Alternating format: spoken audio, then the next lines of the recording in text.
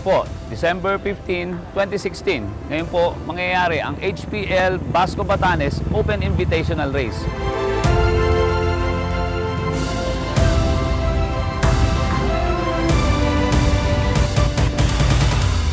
Gusto, mukhang nasa top condition yung pagkakondisyon mo sa kalapati mo. Opo, talagang kinondisyon ko kasi may talagang yung idolo ko gusto kong talunin. Si Boss Jason Garcia, Ibler Loop. Sa napapanood ko sa Alagang Magaling, ang dami po, sobrang daming magaling. Siyempre gusto kong malaban yung mga top 10, unang-una sila Igayap, Nelson Chua, si Boss Jaime Lim. Tsaka sa amin yung pinaka-idol ko po si Jason Garcia, tsaka yung Tatay Bert.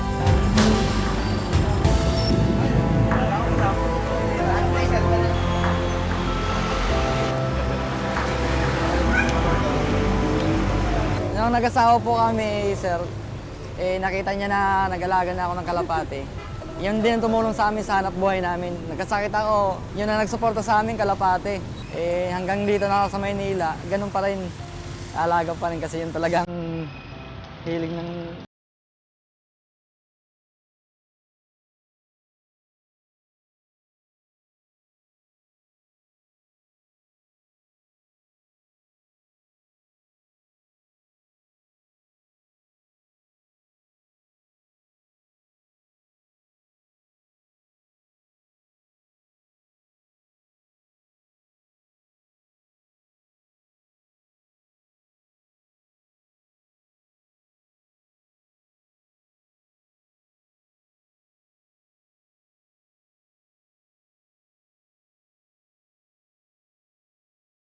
Basco Batanes kasi, kailangan po natin, parang ginagawa sa MacArthur Race, na i-register natin ang lahat ng mga kalapati natin na ilalaban sa karerang to.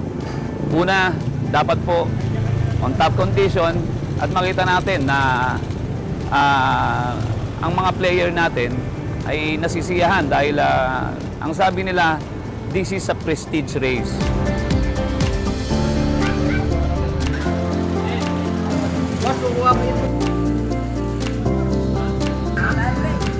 Ganda nga ng palaro niya kasi open kuan Makikita mo talaga yung galing ng kuan. Ibon. Yan po ang inaabangan ng lahat. Palagi ko pong sinasabi, ang kaabang-abang na HPL Basco Batanes Open Invitational.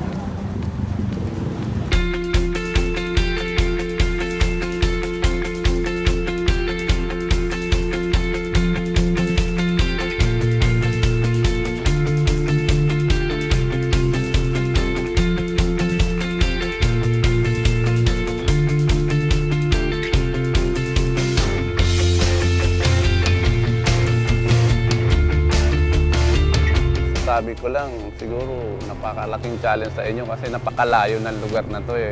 Tapos mahirap ang biyahiin dito, mahangin.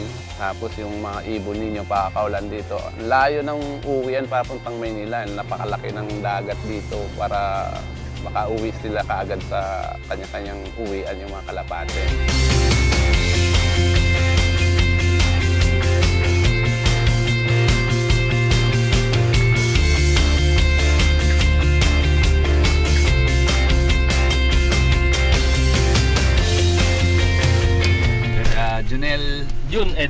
June Eder. Yan po ang piloto natin dito sa papunta. And your name, sir? Regid. Co-pilot, Mr. Regid. Regid. Thank you, sir. Thank you. Nice meeting you, sir.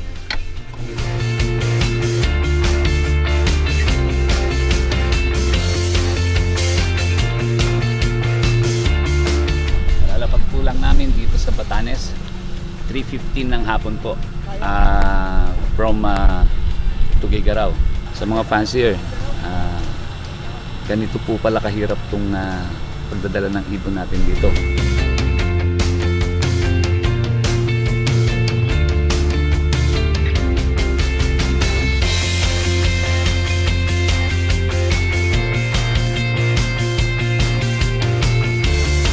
HPL Basco Batanes Open Invitational, 9 o'clock, release!